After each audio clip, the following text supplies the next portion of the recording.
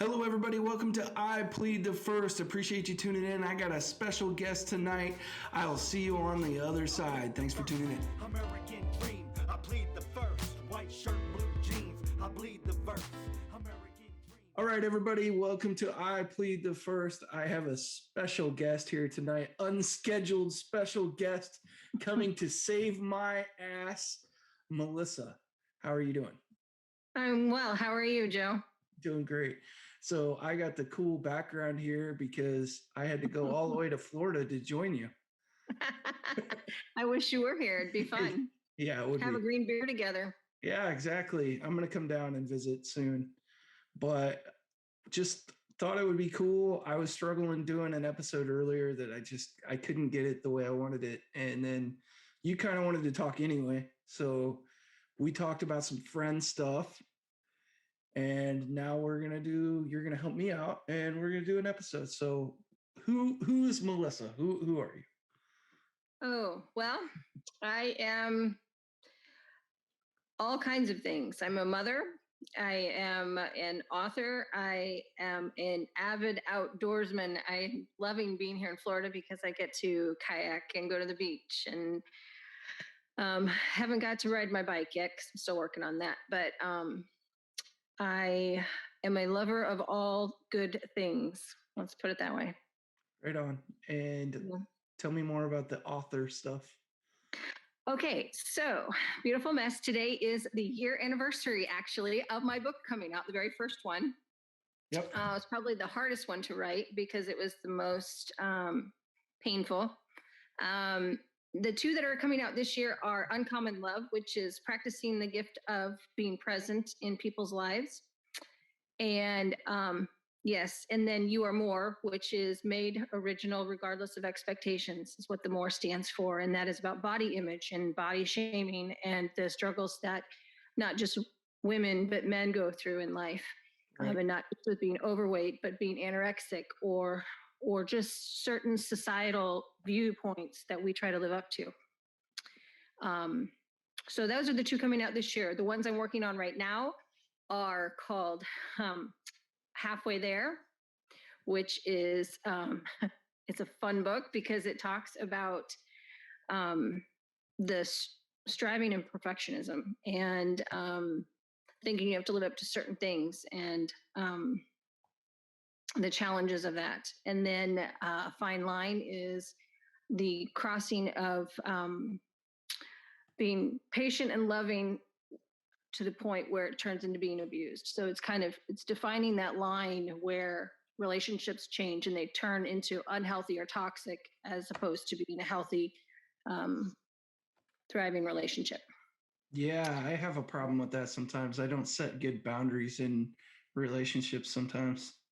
I struggle with that myself. So I write about what I've walked through and what I sometimes even what I'm currently walking through. It's very therapeutic. A fun one that I'm working on, it'll be a while on. It's called She'll Talk. So it's spelled shell. It's like a shell. Mm-hmm. And it's a book of women's stories, women who have weathered the storms of life. So those are a compilation of different women that I've met and their stories. So cool. So it's actually really cool to have you on the episode because I actually have a lot of female viewers and the Facebook group has a lot of female members. And I feel like other than Christina coming on when she can and talking, maybe I don't do enough content for those folks. So this will be a cool treat for all the females out there that listen, and especially on the Facebook page, because there's a bunch of our members are females. So this will be be a cool episode. So this book, your first book, you said was painful. Yes. Why? Well, I kind of had to face myself in that book and realize just the journey that I had to walk to become myself, it was painful. There was a lot of chaos and disorder and self-hate, and which leads to very poor choices. When you don't care about yourself, you put yourself last and you allow things in your life that when you're healthy and you have a good self-image, you don't. Yeah. You just don't. And I always viewed myself as a mess. And one day after an interview where this guy actually made a comment that my life had been a mess, I was driving home and I was in the process of writing this book, and it was actually called You Were Never Alone. Um, and I felt like God came in the car with me and he's like, your life has been a mess, Melissa, but if you allow me, I'll turn it into something beautiful. And so then I got the idea for Beautiful Mess, and then crossing off the S's and turning it into Beautiful Me. So it's a viewpoint of yourself. And so taking your circumstances and not letting them define you, you getting to define yourself. Because let's be honest, there's things that happen to us in life that we don't have any control over.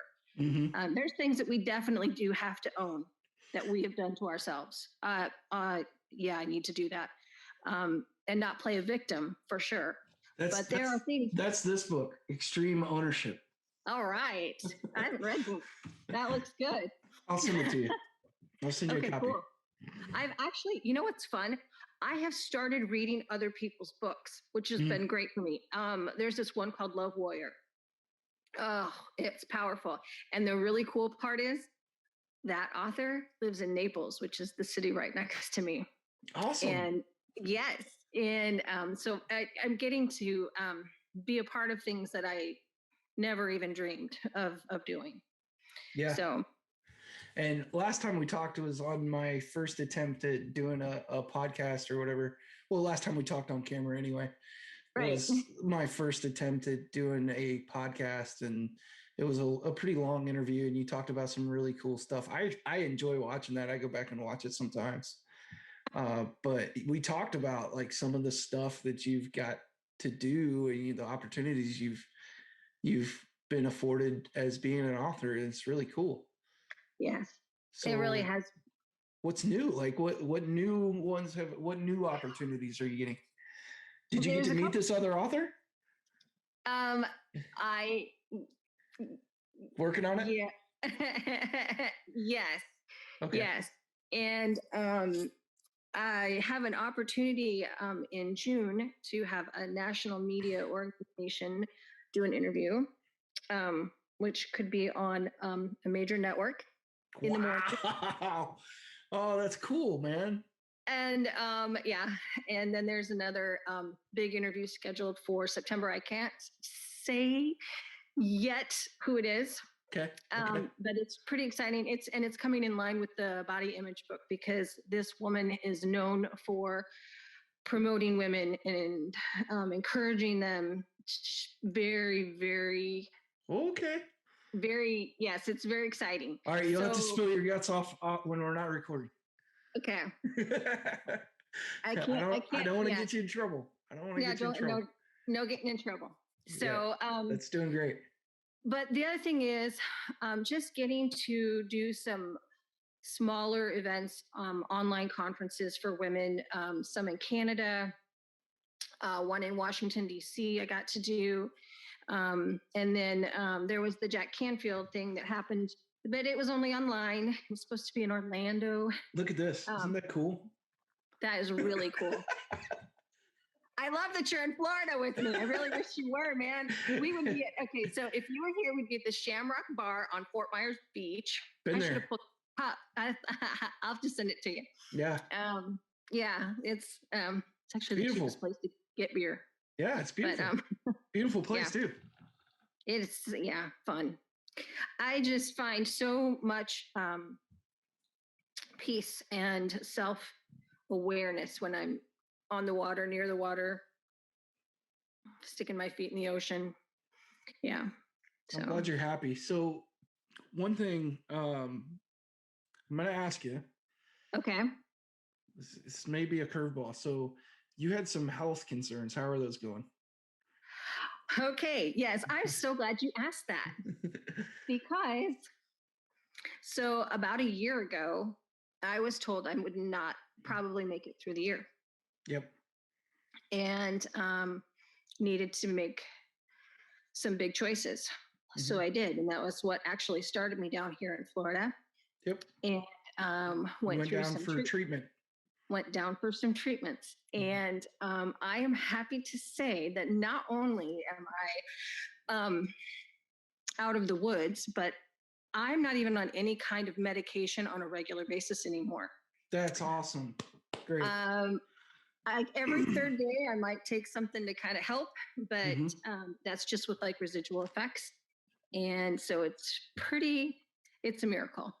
It really is. That's awesome, because I knew there was also concerns with the possibility of losing your voice.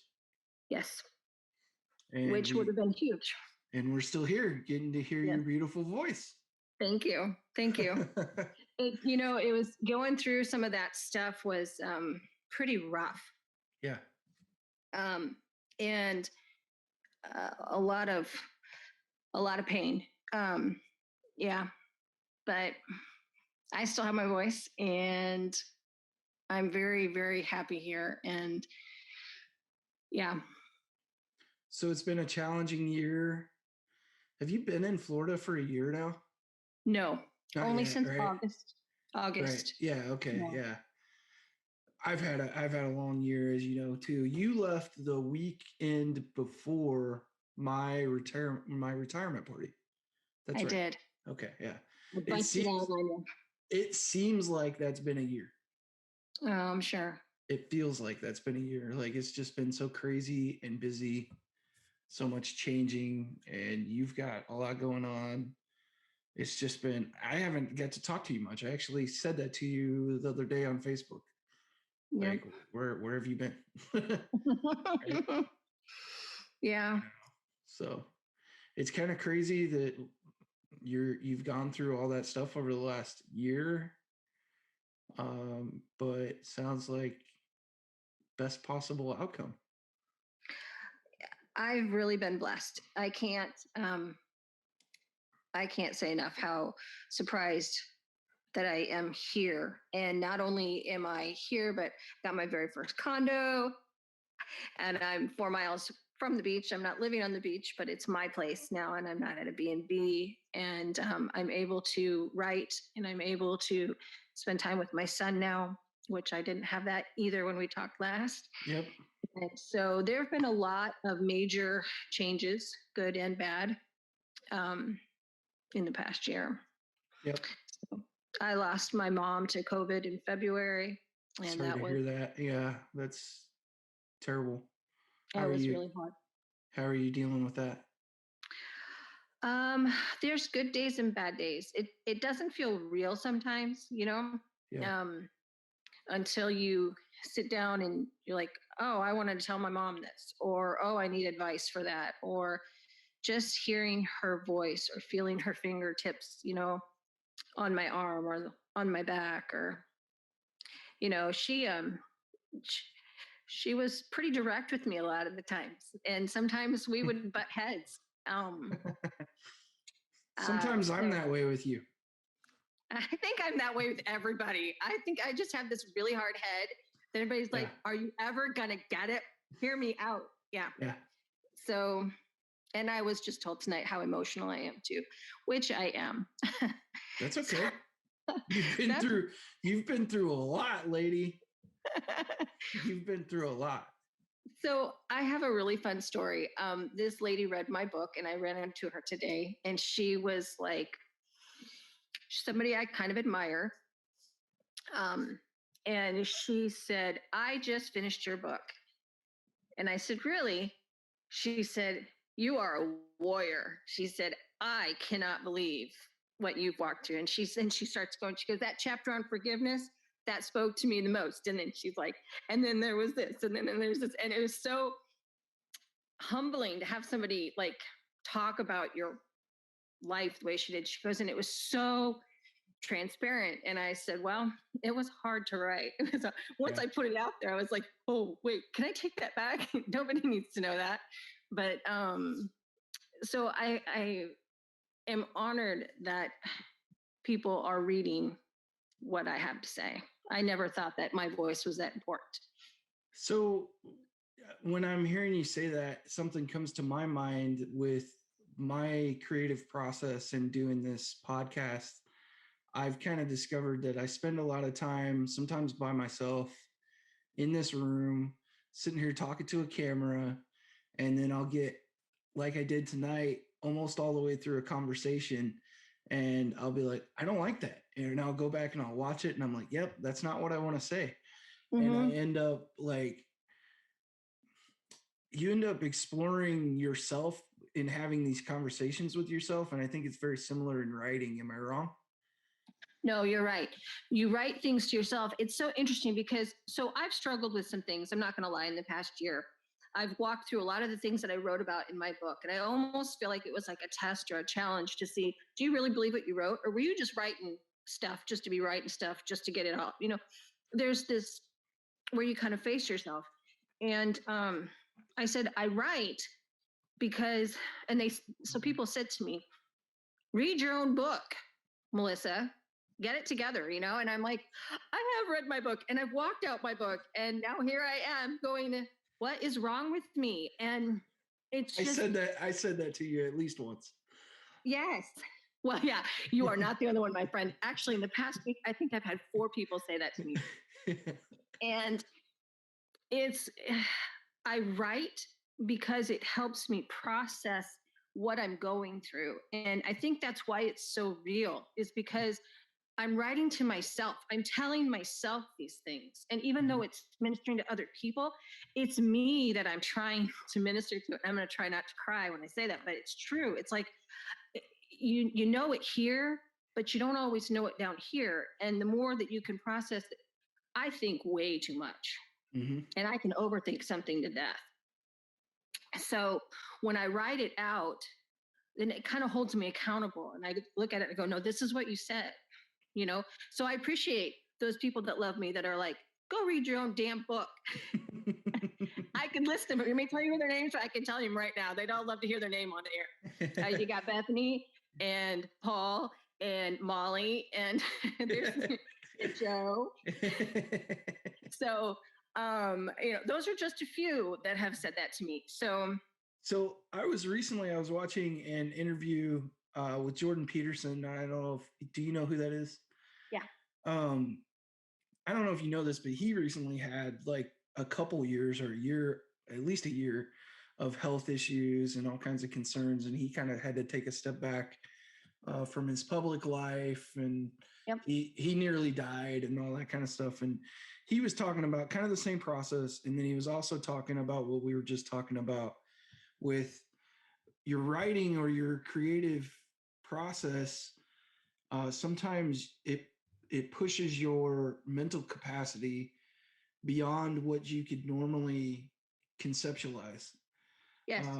Where you can come up with these really complex theories and ideas in a book that you're writing because you have time to have that conversation with yourself, and it pushes you beyond what you would normally be able to come up with on your own.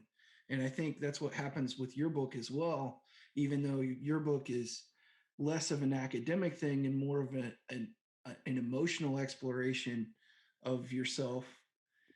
You kind of pushed your boundaries out to the very edges, and you explored concepts and theories that are really hard to come to without writing about it and then going back and reading and editing and saying, no, that's not quite what I want to say.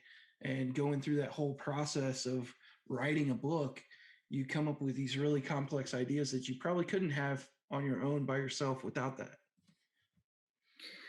Yes, to some degree, I can agree with that. A lot of my writing, my really, I would say the most inspirational writing actually comes to me about 2 or 3 o'clock in the morning. And I wake up, and I'm not kidding. And if I don't write it down, I tried this one time where I didn't get up and actually write it down.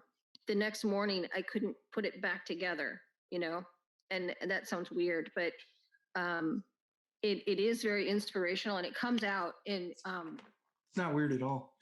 Sometimes it comes out and you're like, oh, that's perfect. But then sometimes it comes out the next day when you read it and you're like, okay, I'm going to tweak this and maybe that. Yes. And so you can put it together more concretely. So I love the name of the show here. I Plead the First, right? Yeah. So I've only told a few people. I think I may have put it on a podcast once before, but I came up with the name of this in my sleep, literally like at like 2 a.m. And it was like in a dream. And I was like, I Plead the First would be a really cool name for a show. And I woke up and like wrote it down and went back to sleep. Yeah. And then the next morning I woke up and I'm like, surely, I mean, that's too catchy. Like somebody's probably got that all wrapped up, you know? So later on in the day, I was like, let me check, you know, I Googled stuff and I'm like, oh, nobody's doing that. So it was kind of crazy. So I can relate is the point of telling you that of you get things sometimes really late at night, whether you're asleep or almost asleep and you're kind of, your mind is just going weird places. I think actually it's that your mind is finally free to be like open, you know, like you're not being controlled by your emotions and you're not, you know, it's just kind of a, you know, that's for me, like I said, one of my biggest things that I try to conquer is my overthinking. And sometimes you can overthink your overthinking, you know, and it's a thing. It's a true thing. So, well, I think that's probably a pretty good place to end this because we try to keep the episodes a little bit shorter than what I was doing before. But cool. So we'll end it here. But before we get to end it, tell the people where they can find your books and which ones are available right now. Okay, right now what's available is Beautiful Mess, and you can find that on my website. It's beautifulinspirations.com, or you can go to the Facebook page, which is Beautiful Mess, and Beautiful Inspirations, and it'll send you a link. You can link right up to it and get the book. And then the other two will be available in September. Okay, coming out in September. What's that? September is when. Okay. Both of them are coming out together, and that's The Uncommon Love, Practicing the Gift of Being Present, and You Are More, which is made original regardless of expectations. The body image. That's the big one. That is the big one. That's the big one. Is it better for you, for people to buy it from your website than places like Amazon? It is. You get a better deal. Okay. Yep. So hear that, people? Go buy the book at Melissa's website, which is one more time. My website?